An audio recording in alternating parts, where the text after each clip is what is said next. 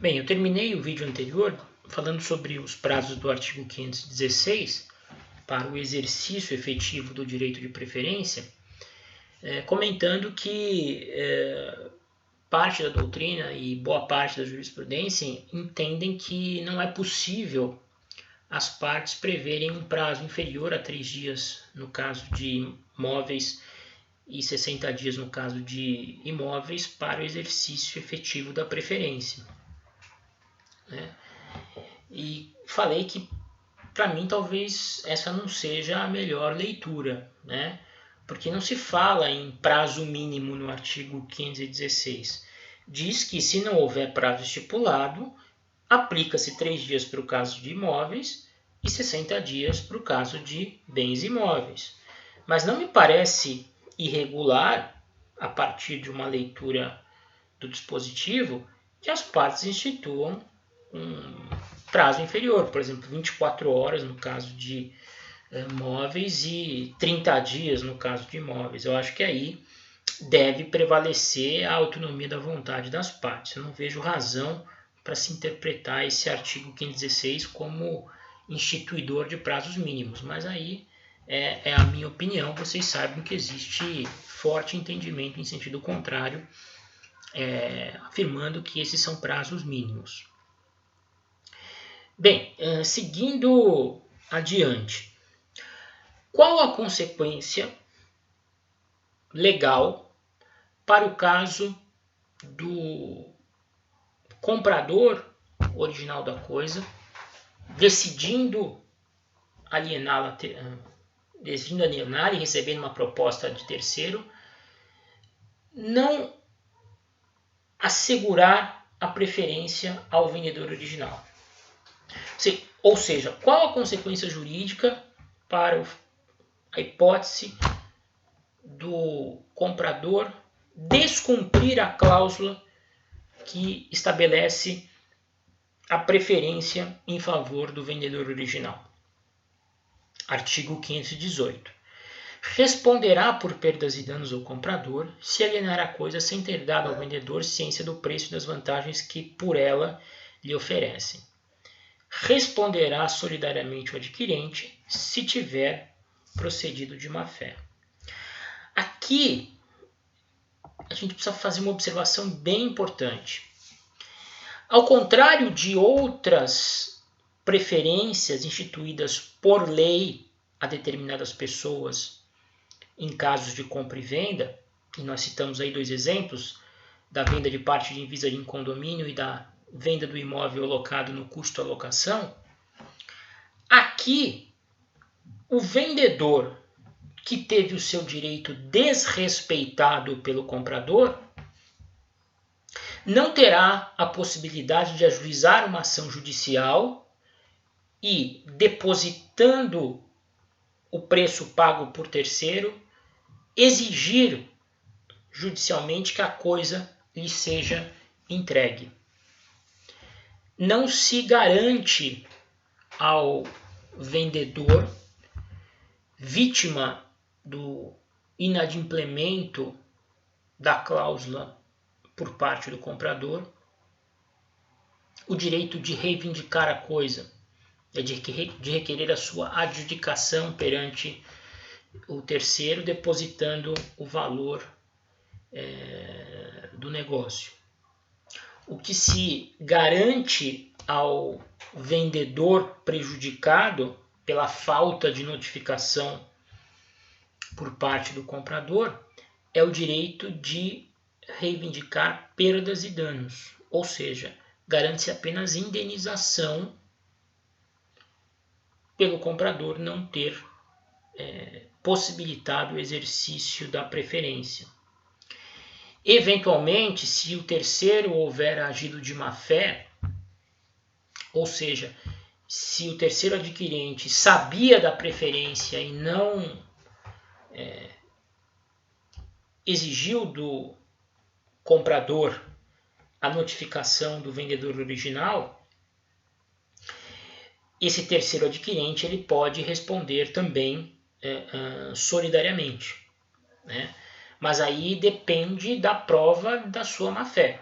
Ou seja, é preciso que o vendedor original, a quem era garantida a preferência, demonstre em juízo que o terceiro adquirente sabia da existência da preferência e ainda assim concordou em adquirir a coisa sem que houvesse a prévia notificação. Tá? Então, a consequência legal para o desrespeito da preferência convencional dos artigos 513 a 520 é a condenação do alienante, comprador original da coisa, ao pagamento de perdas e danos. Essa condenação poderá incluir o terceiro adquirente se o vendedor original, a quem era instituída a preferência, provar que houve também má-fé por parte dele. Ok? Seguindo, o direito de preferência, fruto dessa cláusula especial inserida no contrato de compra e venda, segundo o artigo 520, não se pode ceder nem passa aos herdeiros, ou seja, trata-se de um direito personalíssimo do vendedor.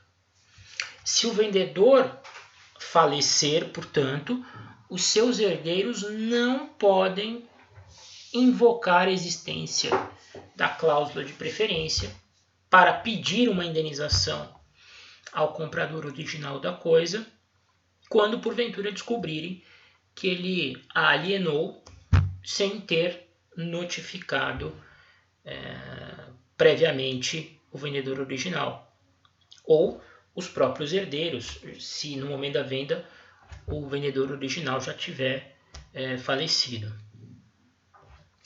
Por fim, ainda sobre o direito de preempção ou preferência,